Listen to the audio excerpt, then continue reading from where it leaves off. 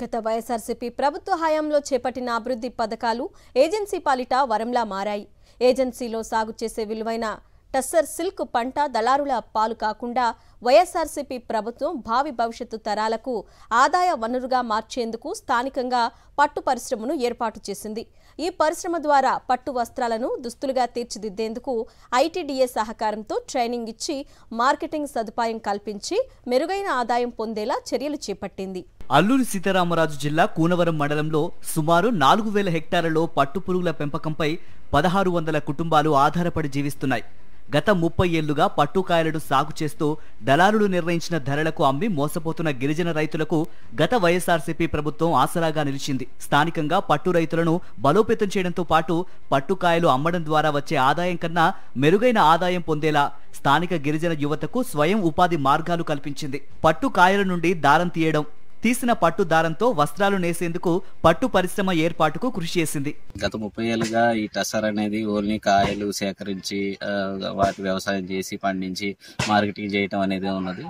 ఇప్పుడు అదే గత ప్రభుత్వంలో వైసీపీ ప్రభుత్వంలో రీలింగ్ మిషన్లు ఇప్పించి ఆ కాయల నుండి దారం ఎలా తీయాలి అవన్నీ తీసి ప్రతి ఒక్కరికి ట్రైనింగ్ ఇచ్చి 2-3 నెలల దాకా వాళ్ళకి దారాన్ని ఎలా వెలికి తీయాలని మిషన్లు ఇచ్చి మరి చేశారు. ఈ మిషన్లు ఇప్పించి వాళ్ళకి ఇప్పుడు ట్రైనింగ్ ఇప్పించడం జరుగుతుంది. ఈ ట్రైనింగ్ ద్వారా నిరుద్యోగ యువతకు మంచి అవకాశం అనే చెప్పుకోవాలి. వాళ్ళ కాళ్ళ మీద నిలబడేటట్టు వాళ్ళకి ట్రైనింగ్ ఇప్పించి తర్వాత భవిష్యత్తులో కూడా ఉపయోగపడేటట్టు చేస్తున్నారు.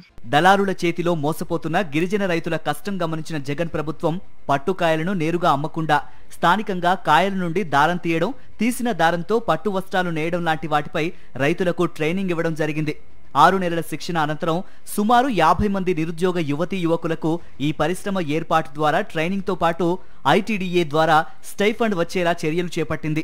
అన్ని విధాలుగా గిరిజన రైతులను, సెరికల్చర్ను అభివృద్ధి చేసేలా వైఎస్ జగన్ ప్రభుత్వం పటిష్టమైన ప్రణాళికలు రచించింది. జగన్ ప్రభుత్వం చూపించిన ఈ చొరవకు జీవితాంతం రుణపడి ఉంటామంటున్నారు గ్రామస్తులు. గత ప్రభుత్వం వైఎస్ఆర్ ప్రభుత్వం ఏర్పాటు చేసింది. మా ఏజెన్సీ ప్రాంతంలో 1600 మంది పైగా ఈ కసారి పట్టు ద్వారా ఉపాధి జరుగుతుంది. దారం నుండి ఇప్పుడు చీరని అయితే తయారు చేస్తున్నారు. దీనిలో 50 మంది ద్వారా ఈ వస్త్రాలు వేయడానికి 50 మంది వస్తున్నారు. ఐటీడీ ద్వారాగా స్టైఫండ్ ఇస్తున్నారు. ఇంత సహకరించిన వైఎస్ఆర్ పార్టీకి ధన్యవాదాలు తెలియజేసుకుంటాను. గత 30 ఏళ్ళుగా పట్టుకాయల సేకరణ పెంపకం మాత్రమే ఉండేది. గత ప్రభుత్వం ద్వారా మాకు దారాలు తీయడం మిషన్స్ ఇవి అందించారు.